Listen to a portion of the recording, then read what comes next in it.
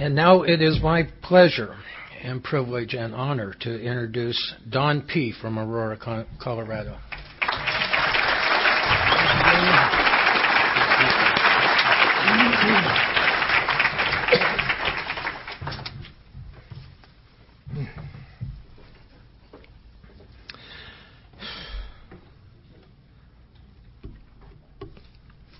Just give me a minute.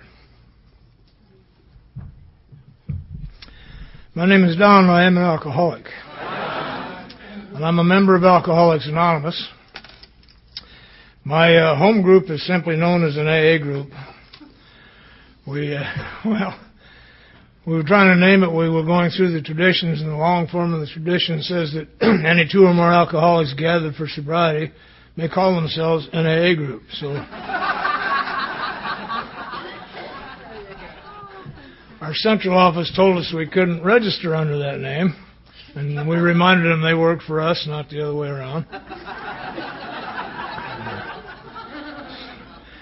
We meet at the Exemplar St. Joseph Hospital in the Alpine room, or the Aspen room, at 6 o'clock every Friday morning.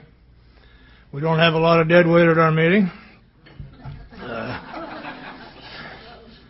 We don't want a lot of dead weight at our meeting. Our format is very simple. We talk about a step, a tradition, or a concept back to back, and it may take one meeting or it may take weeks. We really don't care. Following that little gathering, by the way, our second meeting of the month belongs to our GSR and our central office rep. We are part of Alcoholics Anonymous, and our business meeting is one of our regular meetings. You can bring new people there. If we're talking about the tense concept, we won't hurt them. They don't hear anything anyway. Following that gathering, we all go into the cafeteria and have breakfast together where the real meeting takes place. I hate to admit it to you, but in any formal meeting, I'm only partly listening. Part of my mind is working out what I'm going to say when it's my turn. And I wish it weren't so, but it is so. But over breakfast, we just chit-chat. We have a favorite. We've been 12-stepping for about a year and a half now.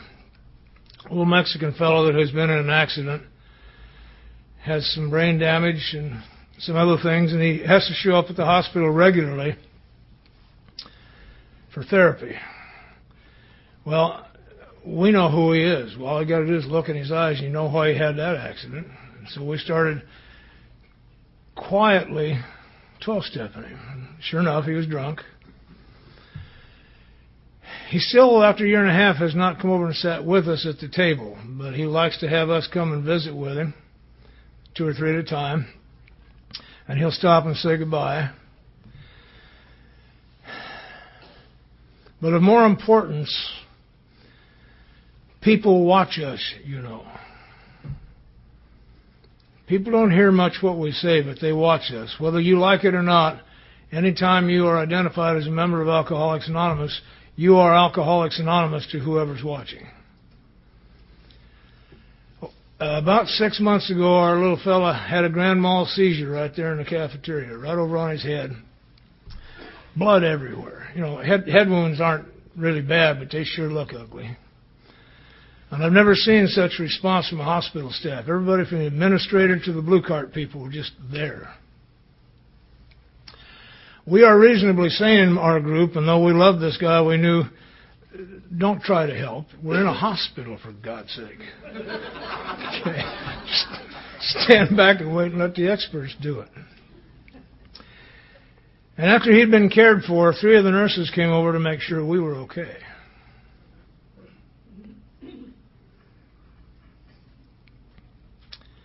They watch us, you know. The neighbors watch us. My next door neighbor, I'm from the old time AA. In addition to meetings out here, we have a meeting in our home every Wednesday night, a little potluck and a meeting, because we used to meet at homes, and we still do. And we were having a meeting one summer, good one, there 40, 50 people showed up. The next day my neighbor's kid came over and he said, Mr. Pritch, you seem to know something about alcoholism. I have some friends who are in trouble. So, this is the same kid that went out in my backyard one day to pull some weeds, and some of them were weeds.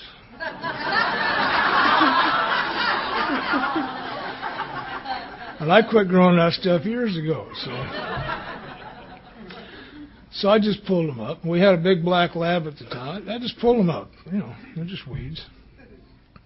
A few days later, he approached me and said, Mr. Pritz, if I came into your yard, would your dog bite me? See, I know he's thinking, I got to replant that stuff, and I don't want it in my backyard. So I said, no, Chris, he wouldn't bite you. I think what he'd probably do is eat you and bury your bones under the apple tree. They watch us, you know.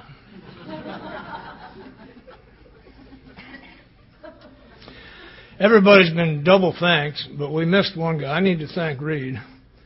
I come to these things to learn. And he very kindly taught me how to identify the solid fork from the regular fork. I've been years waiting for someone to understand that I don't know the difference. In fact, I don't really care, but it was nice of you anyway.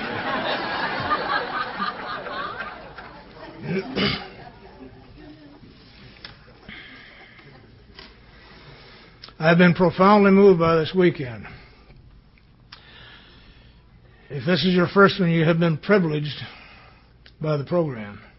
Not just the speakers, the workshops, and the speakers, and the spirit of this gathering. I have been continuously sober since December 26th of 1967, and I'm profoundly grateful for that. It's due to the power of God, and because everything I was asked to do here in AA was the truth, and it worked. I talk about my sobriety date because it's time we dispel a rumor that crept in and became kind of a myth in Alcoholics Anonymous. For you new folks, relapse is not a necessary part of recovery. Okay.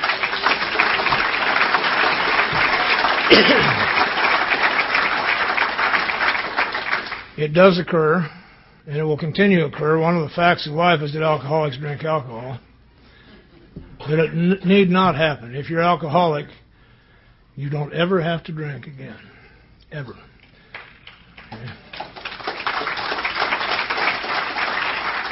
And if it weren't for that kind of promises, I would not be here. I must also tell you, AA did not get me sober. And AA does not keep me sober. God got me sober. God keeps me sober. AA keeps me reminding me of that. I did not know I was alcoholic when I got here. I was certified by one government agency as a sociopath type 2. My federal parole officer said I was a psychopath. The doctor said I was a manic depressive drug addict. So I was hiding my alcoholism behind some real high drama. You can get past one or two of them, but not all of them. Manic depressive is one of my better games.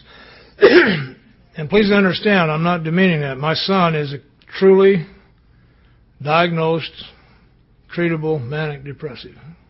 But for me, it was defense. When people start getting too close, the easiest way to hold them back is just throw a few mood swings. They tend to leave you alone. You have to get really good at it, and I was. If you do it too much, they put you away somewhere. And if you don't do it but just a little bit, you become the entertainment at the party, and I'm trying to avoid crowds anyway. So in my alcoholism, I became a surprise.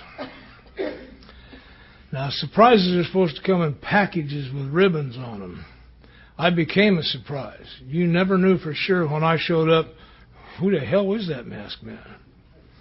And that caused grave damage to my family and the people who loved me most. I come from a functional home. I'm sorry, but I do. If I were to be asked today to write down the qualities of the home I wish I'd have been raised in, that is the home I was raised in. My parents were married 66 years when Dad left. And I can describe functional by my father's death. Having made amends to him, we had a 27-year relationship. Father and son, man to man.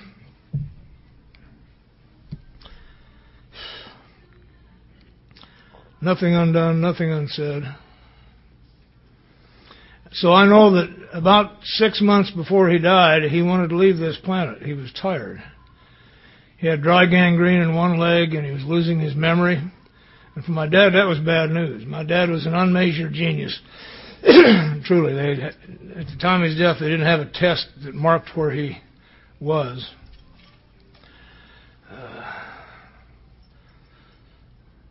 But he never lost his sense of humor. He told me right near the end, he said, Don, there's a great benefit to this memory loss deal. I only have to rent one movie for the rest of my life.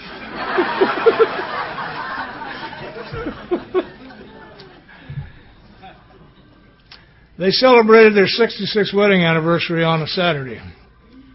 On Tuesday, Dad went into a coma, and a few days later left the planet. Now, the opportunity to have rebuilt a relationship with him was brought to my attention. My function for the rest of my life, from the day I got sober, is to fit myself to be of maximum service to God and those about me. There was no grieving for my dad. It was a good death. It was done. He was ready to go, and we were all current, if you will. What it did was make me available to the nieces and the nephews and the grandchildren who didn't know what was going on. I could walk them over to him and say, talk to him. He can't talk back to you, but if you have anything to say, get it said. Do it. He stayed around for that party. That's why he stayed, because he knew how important that was to my mother. That's functional. My brother is a professor of music at the University of Colorado. Oh, pardon me, I'm going through some physical things that just make me whine like a baby. Life touches me right at the moment. Now, he and I grew up in the same house. He lived in the next room over, right down the hall, and we petted the same dog and everything.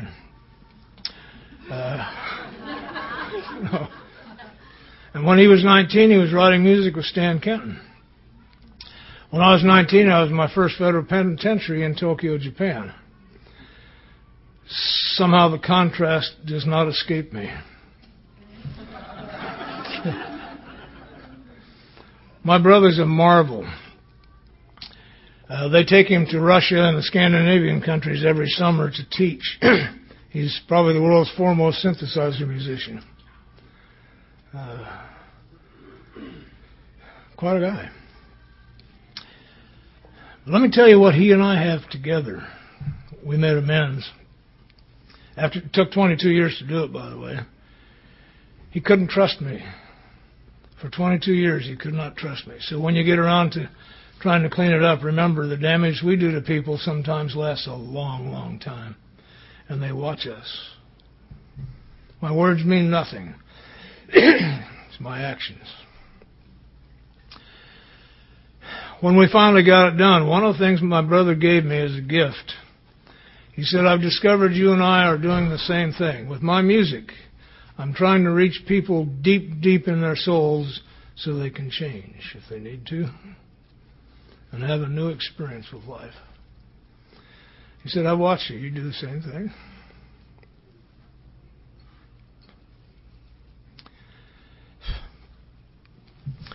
He said, I use a trombone. You use your mouth.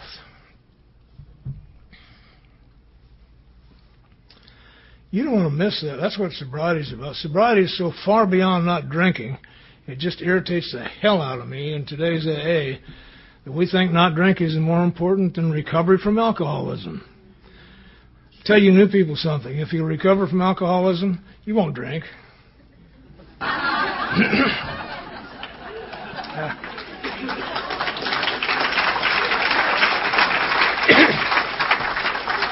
Now, it's a pretty good idea to try to stop drinking for a few days before you get recovered. But don't settle for sobriety. That is the worst possible state an alcoholic can be in, is sober. The main reason I drank is because I can't stand being sober. But meaningful sobriety, now that's worth having. Part of my emotional difficulties in life is that I am a passionate man, and I think life means something. It just doesn't pass by. I want to get in the heart of it, and it means it's important. My goodness. But I was a sprinter in the game of life and not a long-distance runner. When we played football, I was a fairly good athlete. I was quarterback at one time, and I'll never forget the day I made a quarterback sneak, and it worked. And there's nothing between me and the goalpost but air. My emotional state was, what the hell just happened? And so I slowed down, turned around, and see what just happened. They creamed me. I was a Golden Gloves boxer when I was younger. I trained with Tommy Golden in Denver. Made it all the way to the finals. It was little 3-round finals. In 2 rounds, I had the thing. It was mine. The problem was I knew it, so I relaxed. He had a motivation I didn't know about. He had 2 brothers up in the stands who had told him, if you lose this one, you got 2 more coming as soon as you get home. He beat the hell out of me in that 3rd round because I was a sprinter, not a long-distance runner. I play trumpet, trombone, harmonicas. Right now all I'm playing is the lap dulcimer, and you're not going to hear that. It's too pretty for you.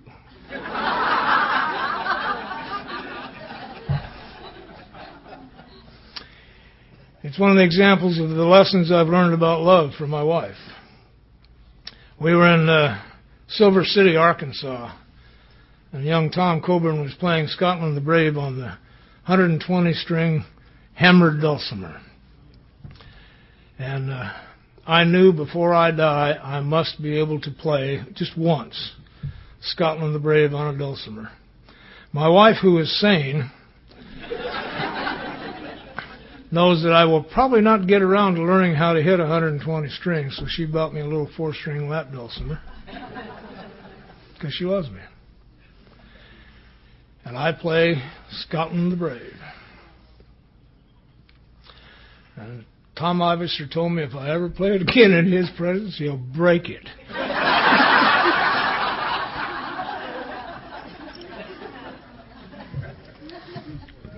I think it's pretty.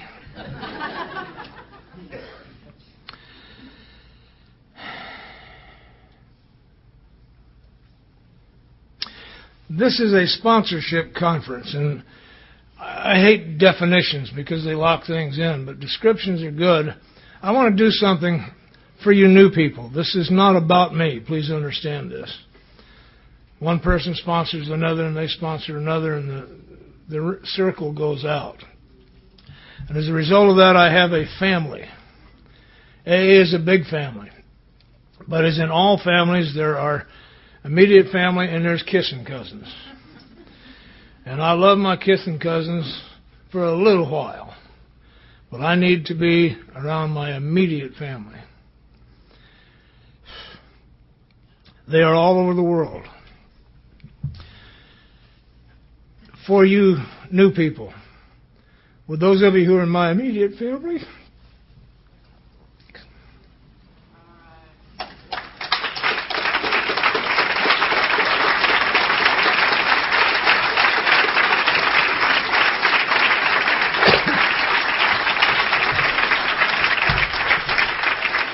now, you don't want to miss that.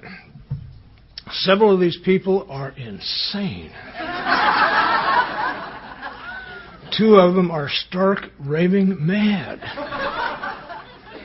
When there's nothing good on television, I just think of the last time I was with Brendan.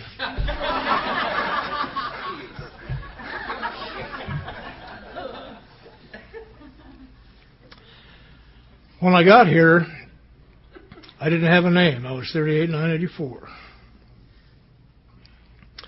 No one would talk to me. Rightly so.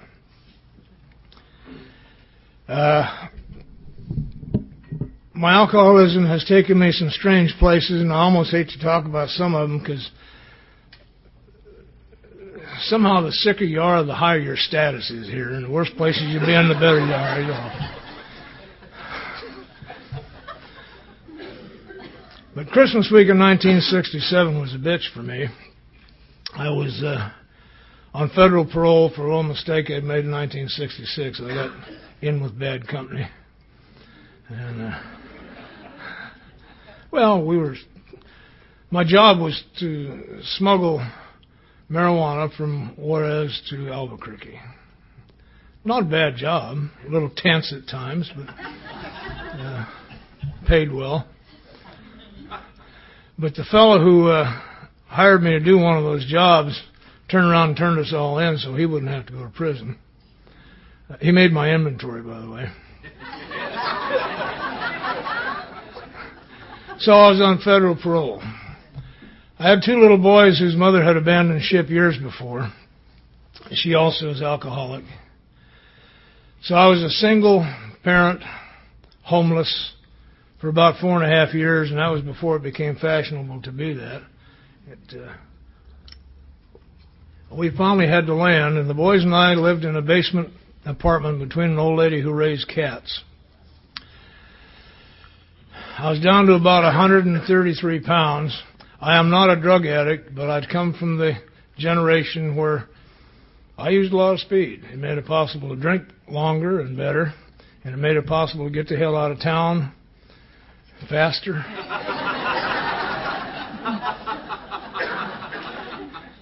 And it quieted the imperious urge. So I'm going to talk a little about that, but understand I'm not a drug addict. I had to find out. If you think you are, please find that out. Just because you use drugs doesn't make you a drug addict, and just because you drank doesn't make you an alcoholic.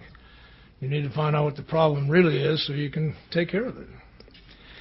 Anyway, I'm going to tell you about that week so I can get to what I came here for. I think Sean was about 5.5, and Terry was around 8. I couldn't work. I was on federal parole. We were on ADC and was running near the end of the road. I have come to bottom many, many times. Bottom for me is easily describable. Bottom is any morning I wake up and understand clearly whatever I have in mind for my life isn't going to happen. And so I pick up a new set of dreams. New girl, new car, new town, new job. We start all over again. And because I'm a sprinter, that falls apart and I hit bottom again. Well, this was near the end of the last bottom for me. We didn't have a Christmas tree because the ADC check hadn't gotten there yet. And I was too tired to go out and steal anything. And it just, man, was I tired. But when I get in distress, I walk. I'm a traveler. So the boys and I took a walk, and we found $1 in the snow. And with that $1, we went to the Christmas tree lot a couple blocks away and got the biggest tree on the lot for $1. Now, and I'm thinking, I've still got it. When I look back over that, what I realized is I had encountered genuine kindness. This guy saw this 133-pound Auschwitz survivor with these two little boys who had nothing. He'd have given me the tree, but he let me save face by paying him the $1. So I took it home, and I keep the memory clear because we had a 9-foot tree and a 7-foot ceiling. And I didn't have the wit to cut the top off. And we dressed it with garbage and junk and stuff. And And we didn't have any presents either, so we took another walk. And we got to the Public Merchandise Mart in Denver, and that very kind man gave me a pair of cowboy boots and a little cowboy shirt. Uh-oh, here he comes. Oh, thank you. I'm having some minor medical problems, and it sometimes drives me out. Thank you. Oh, that's good. That's one of yours. He saved my life more than once. So the boys each had a present. They wrapped up everything in the house for me that would fit into blue paper towel and put it under the tree. And I started dying. I'm not here today because of the truth. I'm here today because I finally ran out of lies. My lie was, we're okay. The boys and I are intact. We're a little family. We have a place to stay and food. And that was a lie. We were not an intact family. There were two little boys living with a madman. And we had nothing. We went down to my folks' house on Christmas Day. And I've told you, my family is the kind of family that no matter what you've done, you can always go home. It may smack you alongside the head, but you got a bed. My dad met us at the door and he said, Don, I'm sorry, but your mother said I can't let you in here anymore. She can't stand watching you die. And my lie was, leave me the hell alone. I'm not hurting anybody but me. And by some kind of grace, I got to see who I was really hurting. Everybody. Particularly the people I love the most. Then Dad snuck us into the basement. And my last lie died. Nobody loves us. Nobody cares. He did. He jeopardized the peace of his own home that day by sneaking us in. So I went home that day, Christmas Day of 1967, with no lies left, a heart full of self-pity, and moved from the lies into the truth. And I'm got to tell you, it's sad as hell, but I have finally understood I had become completely useless. There was no reason for me to be on the planet. I couldn't find one. Kids would be better off, folks would be better off, and it was the truth. Everybody would be better off. I think uselessness is the absolute rock bottom of all human pain. At the point of uselessness, you either surrender or die. And I had nothing to surrender to. So I took a 2-month supply of amphetamines and shot them up my arm and laid down and died. Drank everything in the house and died. And I really think I died. I haven't had a drink since. Woke up in the morning, didn't feel too good. Well, hell, the police were at the door, and I knew I wasn't dead. What a day. I hope if you try it, you make it. There's nothing more disappointing than waking up after you've killed yourself. God. But I was in a wondrous state. I was now ready for you. I'm a complete failure at living and a complete failure at dying. I don't have any options left. Without knowing it, I had become willing to go anywhere anyone said and do anything anyone said if it meant I didn't have to be that creature anymore. That's all I came here with, was a willingness to change totally. And I didn't care what I changed into, just whatever. Anyway, I laid in jail for 5.5 months and healed up. What they had was 9 charges. First one called for 3 years to life in the penitentiary. And the DA promised me he'd bring the others one at a time if I beat that, but I was through. I really didn't care. I know I was through. We came to trial, and they took me in a room with my attorney and said, we've been talking to the federal people, because they really are the ones who still own me. I owed them 5 more years. We've all concluded you're really sick. I knew that. I said, here's the deal. If you'll plead guilty to a reduced charge we have ready, We can give you 1.5 to 3, and we won't have to have this big trial. We'll give you 1.5 to 3 and suspend it and give you back to the feds, and they've already agreed to take you to Fort Worth, Texas, to the mental hospital and fix what's wrong with you. I'm an alcoholic, not an idiot. I signed right there. I signed up for federal mental hospital. And 5 days later, I was in the fish tank of the Colorado State Penitentiary. I can't even get locked up in the right place. And I believe that's by the grace of God and because I had done the one thing that's required here. Surrendered. Totally. No reservations. Didn't even know I'd done it. I believe I came to you spiritually awake. I didn't know that. I came to you pretty fragile. But spiritually awakened people are pretty fragile. So when you're working with people and they awaken, be kind, be gentle. They're really fragile. They're just been reborn. They don't know what the hell's going on. And since you don't either, be kind. Okay. I don't believe for a second that God will mess your life up just to make mine better. I believe God uses whatever is at hand.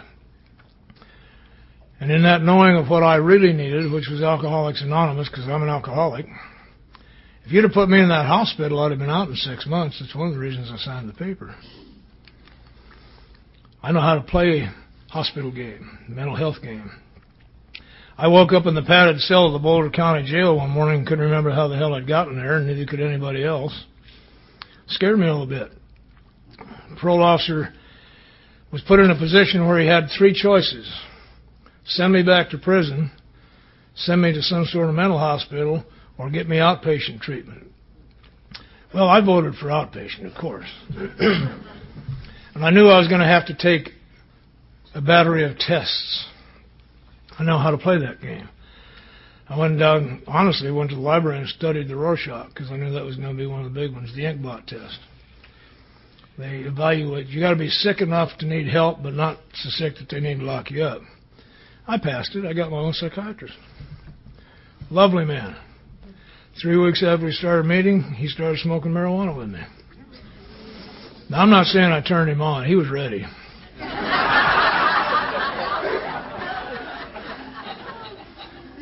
But the game is, if you can't beat them, get them to join you. Anyway, I was brought to you. In the 3rd week in the fish tank. Fish tank, for those of you who haven't been there, is a 1-month orientation where you learn how to live in your new community. They test you and thump you and bump you and find out where you're going to go to work and kind of teach you who the players are and who not to play with and what not to do. In the 3rd week, I can still hear it. The guard called out to us, "You people will come down and you will listen." Well, I didn't have anything else to do. So I went down and I did the first thing that I had ever done right. I listened. Just listen. They had 3 guys, ugly, convicts with numbers on it. Well, 2 of them were ugly. Bruce was really kind of cute, but well, he was. One of the ugly ones got up. Looked a little like Chuck, short. My name's Doc.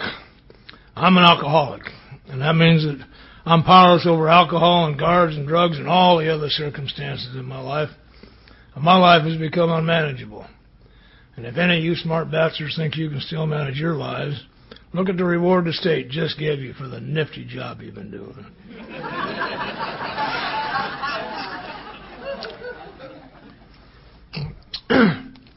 Because I was listening, I heard him. He said, "Your very best thinking got you to the penitentiary. You're not doing too good, are you?" Well, no, that's where I am. Then he did what AA does if it's working right. He went 1 step past that. It isn't what happened, what I was like. He said, but we can show you a new way of thinking. We can show you how to learn to live a way of life that will make sense to you. And that was a new idea to me. I've been trying to live my life so it made sense to you. And my life didn't make sense to anybody. My life makes a lot of sense to me today. It still doesn't make a lot of sense to other people, but I don't care. When you start buying my groceries, you can tell me how to live. Yeah. Makes sense to my wife. We've been married 27 and a half years now. We haven't had a fight yet. That's the truth. We don't always agree. But why would I want to fight with the person I love the most? And besides, she's right most of the time anyway. Let me give you guys... I'm terrible sponsor when it comes to personal relationships because I've never figured out how to have a successful sick relationship, so I'm no good to you. But I can tell you how to have a successful marriage. How many of you have seen The Princess Bride? Okay. That's my relationship with God, and all my others are based on that. Remember, the little farm boy is completely dotty over the little girl.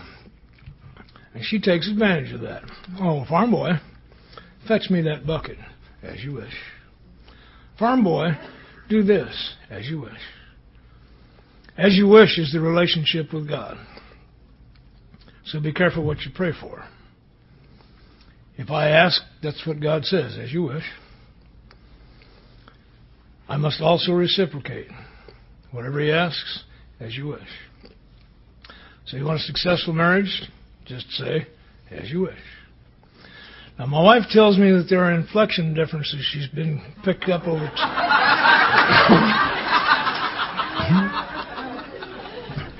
rather than fight, if I think there's something not quite right that she said, as you wish. But that works just as well.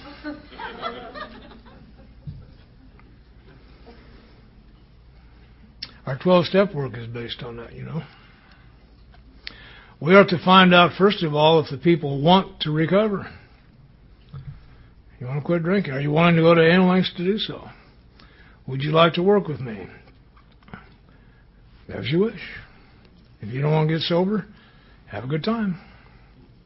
If you do, whatever we need to do, as you wish. If you want to stop right in the middle, as you wish. You'll be back. The best friend we of Alcoholics Anonymous have is alcohol. It brings more people to us than anything else. Good friend. Oh, yeah. Don't hate it. Somebody wants to drink? Buy them one. One. Then I got to go.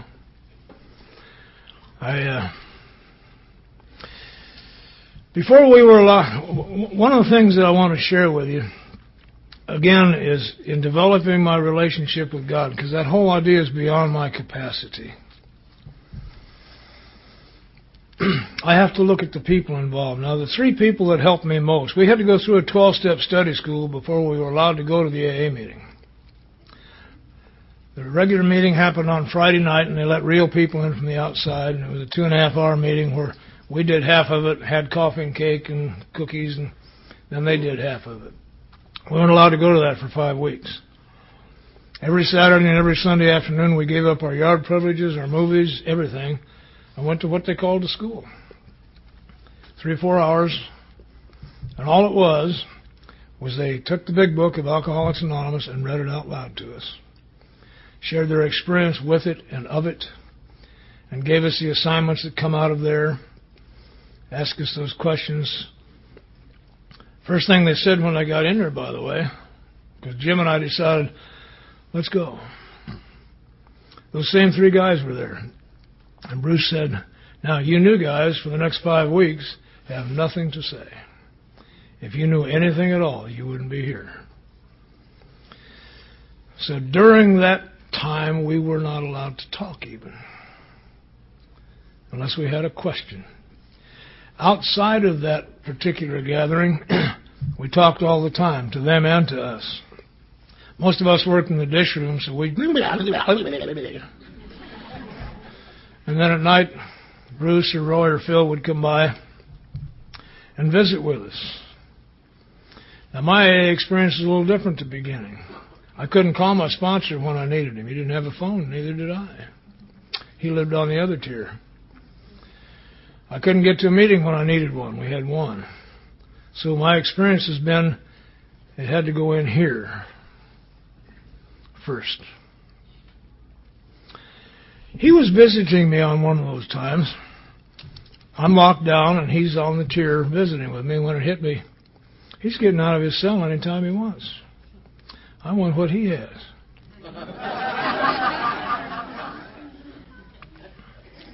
This is a man doing a natural life sentence for a double murder he committed one day in an alcoholic outrage and a stick-up. And he was free. That's what I wanted, to be free.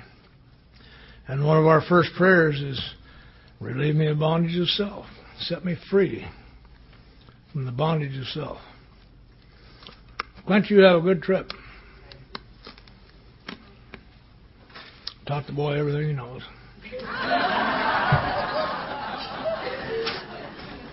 You notice I waited till I got out of the room before I said that.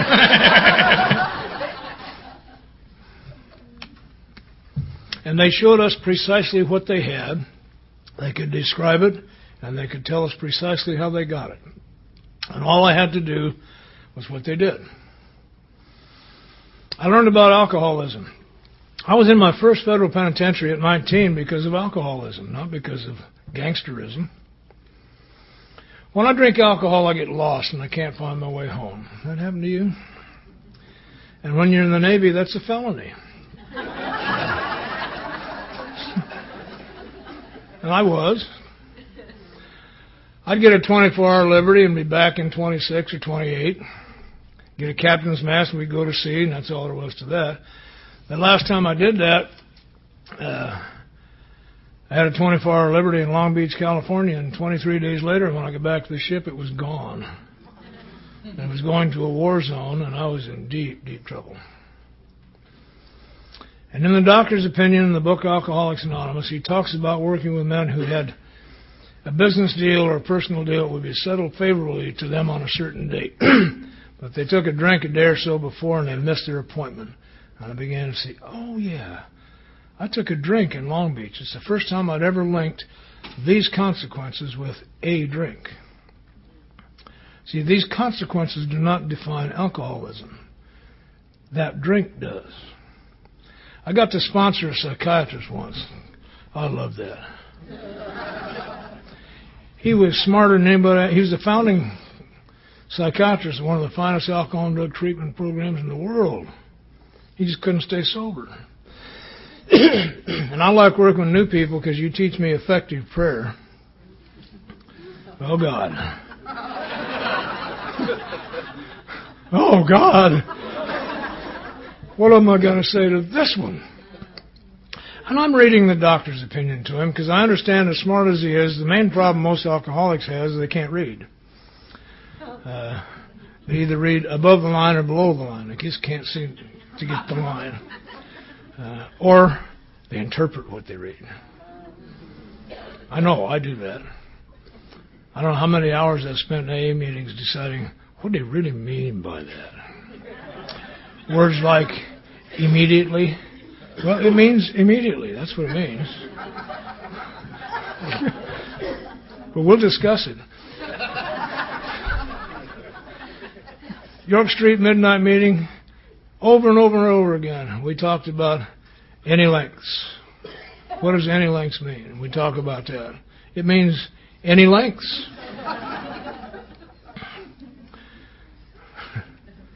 Oh, my. And I'm reading the doctor's opinion to him, and I'm watching it go in his head and get lost among everything he knows about alcoholism. And I'm praying, what can I say? This even simpler than this. And I heard this come out of my mouth. I said, Don, what happens to you after the first drink? Well, he says, around the fourth or fifth or sixth drink, I tend to forget where I'm supposed to be next and what I'm doing, and I end up getting drunk. I said, well, what happens to you after the first drink? Oh, around the fourth or fifth or sixth drink, what happens to me after the first drink is the second drink. And if you're new, that's all you need to know about alcoholism. If that happens to you, don't go anywhere. What happens to me after the first drink is the second drink. And it may not be this afternoon, but it will be there. And that leads then to the spree. And the consequences. And I can hide behind all the drama. It's that first drink that starts it all. I have a condition of my body which for some reason compels me to have another drink after I take one. And I don't have any choice in the matter. I can't stop it from then on. It has to run its cycle. And I've got an even worse problem. I've got a mind that just can't seem to remember that. It'll be different this time. We didn't get sick because we drank too much. It was bad chili. And on and on and on and on.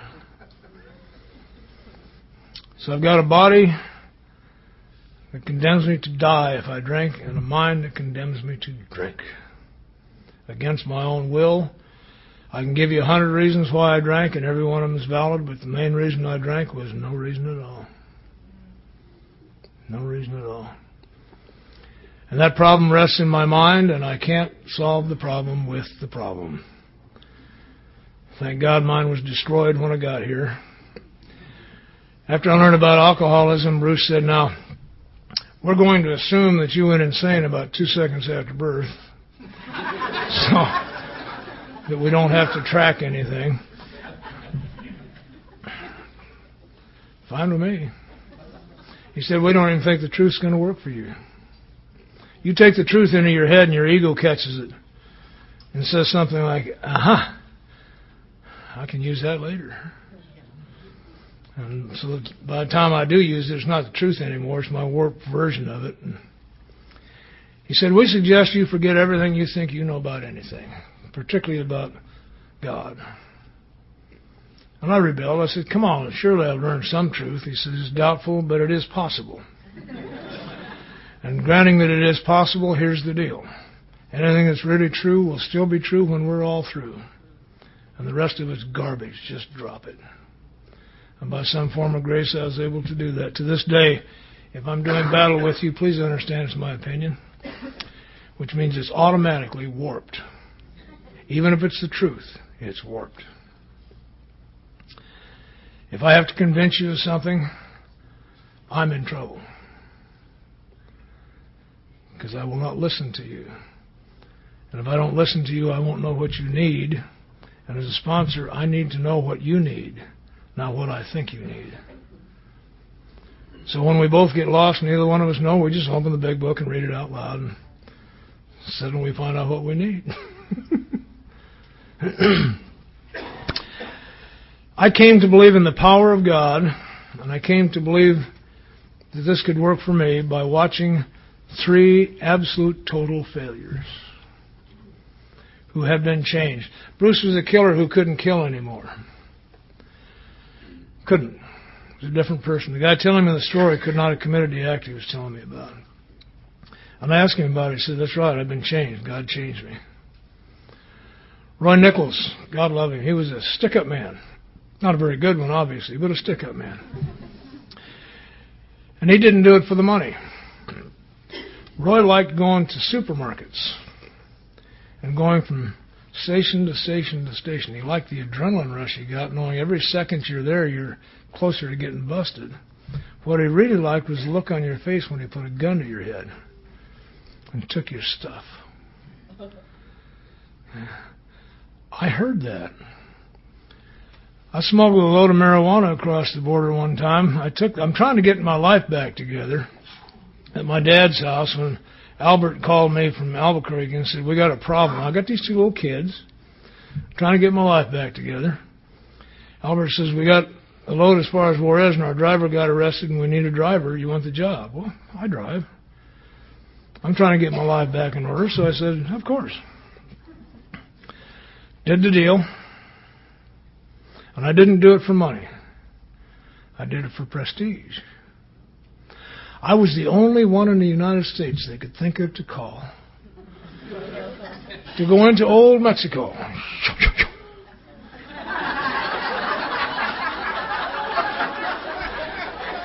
and saved the day.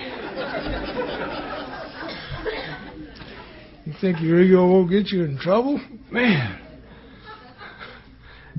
So that put me in a federal penitentiary because Albert's a snake. Bit me.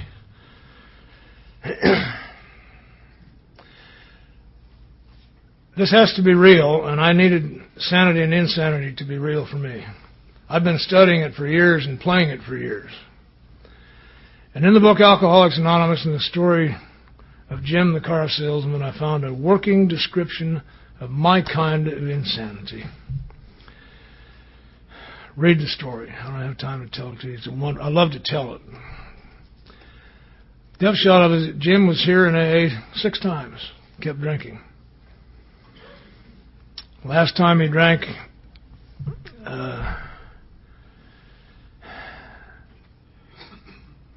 nearly killed him.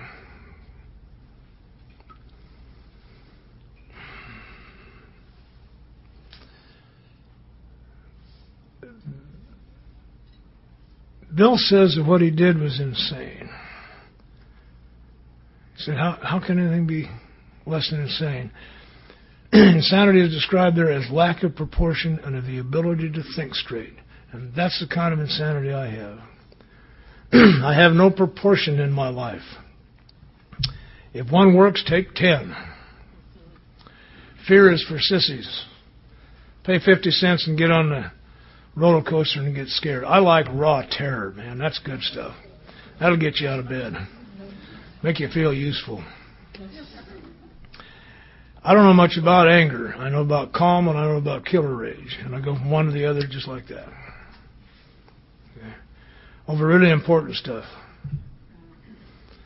Like getting cut off on the freeway or dinner wasn't hot. Break something. Yeah. No proportion. And I can't think straight. I do not see what this action will cause later. I'm warped. I'm rubber-minded. I'm self-centered. It's all about me. How can I think straight? It goes out and comes right back. It's a loop. I've got to get over that. To restore me to sanity,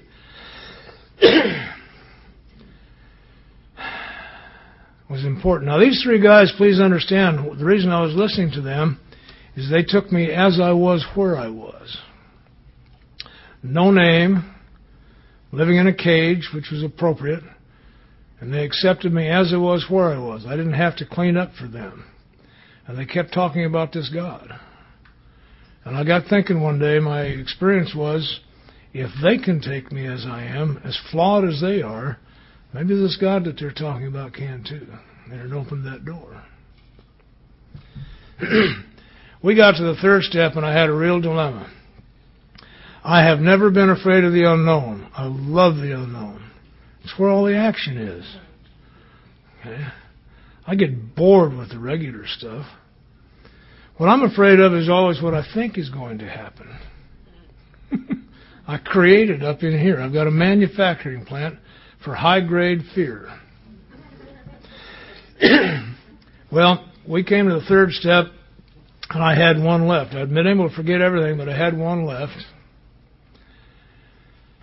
I was afraid if I really turned my life and will over to the care of God completely, that He'd put me on the corner of Colfax and Broadway handing out Watchtower magazines and asking strangers, "Have you been saved, brother?"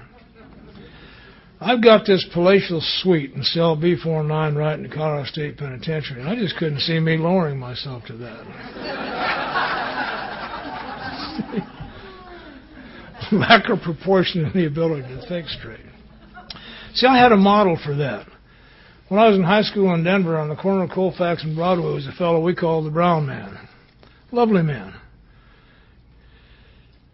Brown suit, brown shoes, brown tie, brown shirt, brown hat, brown attitude. And as people would walk by, he'd hand them a Watchtower and ask them, "Have you been saved, brother?" And we used to drive by and make fun of him. And that's what I was afraid of. That if I turned my life over to God and did God's work, He'd make fun of me, and I'd rather die than feel like a fool. And I had a very wise sponsor. He said, "Oh, well, let's talk about that.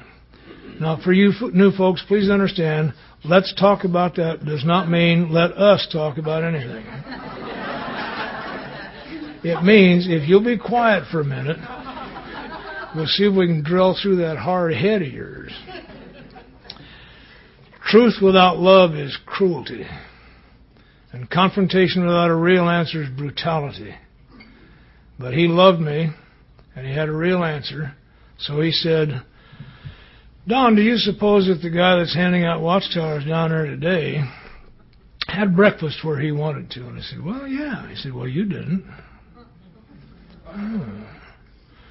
Do you suppose that that fellow who's making a fool of himself asking strangers if they've been saved is wearing the clothes that he picked out to do it in? I said, well, yeah, probably. He says, you're not.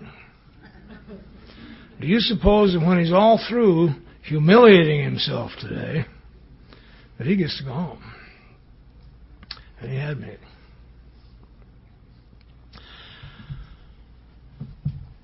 What he did for me was to hand carry me into the new mind that Dr. Silkworth promises us.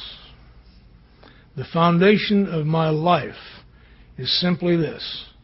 Anything at all that God has in mind for me is better than anything at all that I will ever have in mind for me, period.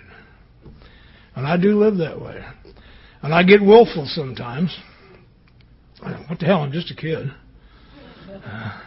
But that is how I live. And since I started living that way, the contrast is magnificent. I'm a traveler. When I live my life by my way, I end up in an 8x10 toilet. It actually was 7x9. I thought it was 8x10. I took my grandson down to the prison the other day, and they have some of the cells on display. 7x9. And my little grandson got in there and made a profound statement. He said, Grandpa, I don't understand. How can they put people in these things? They're too small. Well, they don't put people in those things. People put themselves in those things. My world had gotten that small. And I opened it up to 8x10 up here. Had to. 7x9 is too tight for me.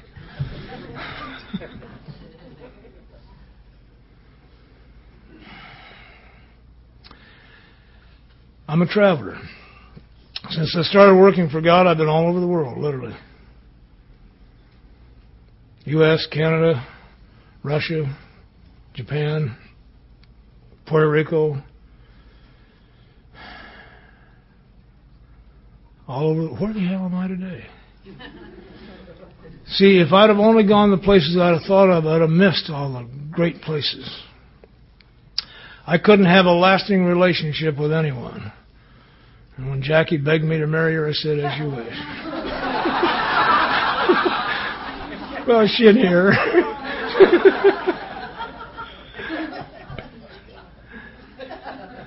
My children were afraid of me. Nobody's afraid of me these days. Nobody. My granddaughter came to me the other day, little Gianna, said, Grandpa, you're the best grandpa in the whole world. And I'm a curious fellow. I said, well, why do you think that, honey? She said, oh, because you love us so much. She also described the alcoholic mental process. One afternoon, I sit on the back porch and swing and watch them. That's one of the great things about being my age. You get to sit on the back porch and swing and watch things and nobody bothers you. Kids were all playing with the balls out in the back. Our yard's always full of kids because they're the real lesson givers of this planet. And she wanted the green ball, and the minute the boys discovered she wanted the green ball, there wasn't a chance in hell she'd ever get close to that green ball. And I watched her go through her gyrations. She's brilliant. Nothing she could do would bring it about. And she ran up on the porch and sat on the swing next to me and was quiet for a minute. She says, Grandpa, they won't give me the green ball. They have ruined my life.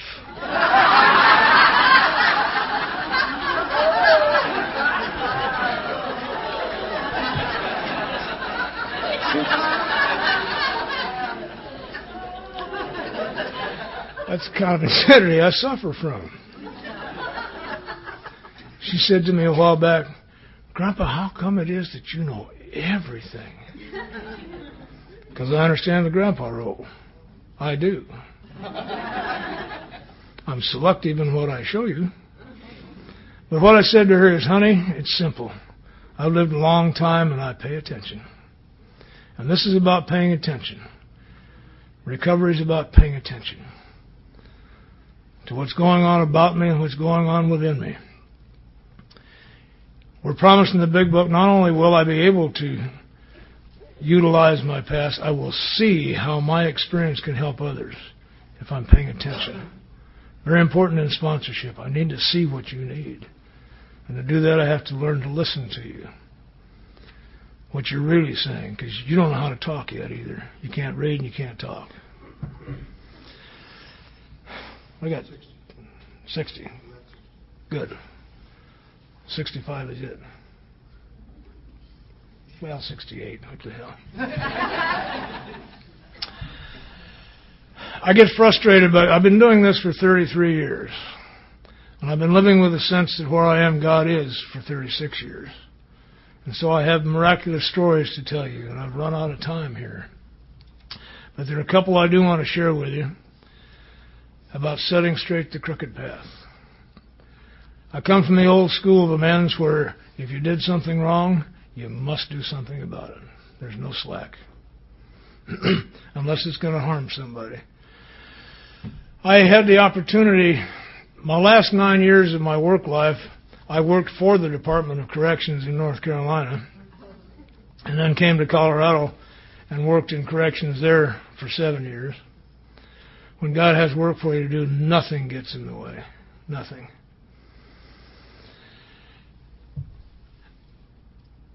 When I was about 3 years sober, I'm still on federal parole, and my memories began to come back. They will do that, new people. God's very merciful. You don't get to remember all the bad shit you did because it'll kill you. It'll come slowly as you get better. And one of my memories came back, and the December before I got hit in Cheyenne, Wyoming, I had used a bad check to pick up a prescription I had written myself. So I can write as good as any doctor. So we could get out of town. Okay. Now that I remembered, I got to do something about it. But we're given pretty simple directions. It says in the big book, if others are going to be involved, we talk to them about it. Secure their consent. The only person that would really be bothered by me going to Wyoming and confessing 2 more felonies would be my parole officer. So my sponsor and I talked it over, and it got clear I had to go to my parole officer and confess 2 more felonies. Made me a little nervous. But I needed his permission to leave the state. And he listened to the story. He said, you're right, you have to do something about it. Here's the deal. If they arrest you, I will not violate you. And you have my permission to leave the state and go. So on the way home, Gary and I talked about it. And he said, it also says in here we're not to be the foolish martyr and just throw ourselves into the lion's cage.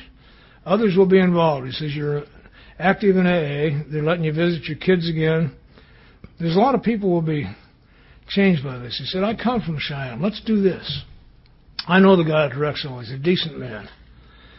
Let's write him a letter, lay the whole thing out, and ask him how he would like you to handle it. Well, that's consistent with my spiritual experience. I got free, locked up in a penitentiary cell one night, working on the 8-step, with the suggestion that my sponsor said, can you look them all in the eye, picture them in front of you. If you can look them all in the eye and say to them, I've been wrong and I've harmed you. Would you please tell me what I have to do so we can get the books to balance? And I was set free that night, lifted from that chair and set free. So now I'm really nervous. I've got to confess 2 felonies on paper and sign it and mail it. And I don't have a high drama ending for you because the letter came back. The man had died and the place was shut down. And then I got thinking, well, now, don't I owe Wyoming something? Back to the parole officer. He said, don't do that. Here's what's going to happen. You're going to go into Wyoming and confess 2 more felonies they can't prove because the records are all gone. You'll have to deal with confused police officers. And I don't want you dealing with confused police officers. He knew about AA. He said, you just keep doing what you're doing and an opportunity will be made for you. 3, 4, 5 years ago, while I was still working in corrections in Colorado, I was sent to Cheyenne to open an alcohol and drug treatment program in a facility. Got it up and running and came back, and about 6 weeks after I got back, it hit me. It's over.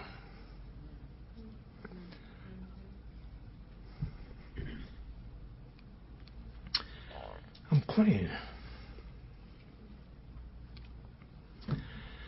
An opportunity will be made the minute you get willing. It may not happen today, but an opportunity will be made. It took 22 years to make amends with my brother. Because he's a decent man, a stand-up guy. And he had watched me betray our dreams, all the promises, break the family's heart. It's a long time before he could really trust me again. And when I was in North Carolina, one of the ways I make amends to my mother is I go see her on a regular basis. She said, honey, all I've ever wanted for you is that you be happy, so I go by happy all the time. And drag happiness with me, children, grandchildren, great-grandchildren, stories about you. And I was visiting her from North Carolina, and my brother came in and sat down, and I had my leg crossed over like that, and all of a sudden he kicked me on the bottom of the shoe. And he said, you know, Don, I'm really glad to see you. And he was shocked because he was glad to see me. He hadn't felt that for a long time. Blew him away. And because he's completely straight, he said, listen, next time you're in town, let you and I go up to the cabin and do a little fishing. Now, God's made me a listener. When you ask people, what do I have to do? You shut up and listen while they tell you. What he really said is that you and I need a whole day by ourselves with no interruptions. So we did. Didn't do a whole lot of fishing, played a little cribbage, but we talked. We got it all shook out. And my brother said to me, now there's one last thing you need to know. He said, I'm 58 years old now, and I believe I've been able to make a decent contribution to life. Now, you don't just tell anybody that. That's your soul. It only goes to people you really, really care about, you really love deeply. My heart soared. We're back. My brother and I are buddies again. But the great thing he did for me that day, he not only gave me that gift, he gave me the gift I'd looked for years. To tell you how I feel about you. So you didn't get me sober, but I was brought to you to learn about love and service and how to be part of a family. I've used the story of the statue of David and Michelangelo and the anvil in the lake and all that, and they were all insufficient. Well, from my brother to you, here it is. I'm 70 now.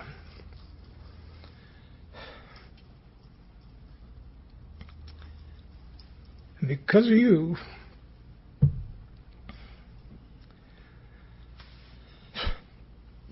I've been able to make a decent contribution. That's very important. We're all on notice. One day at a time doesn't mean just live one day at a time.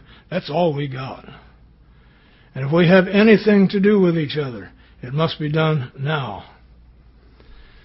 See, I will never be by this way again. And neither will you. Even if we meet again, I won't be the same, and neither will you. So we need to transact our business and get it done. Be kind.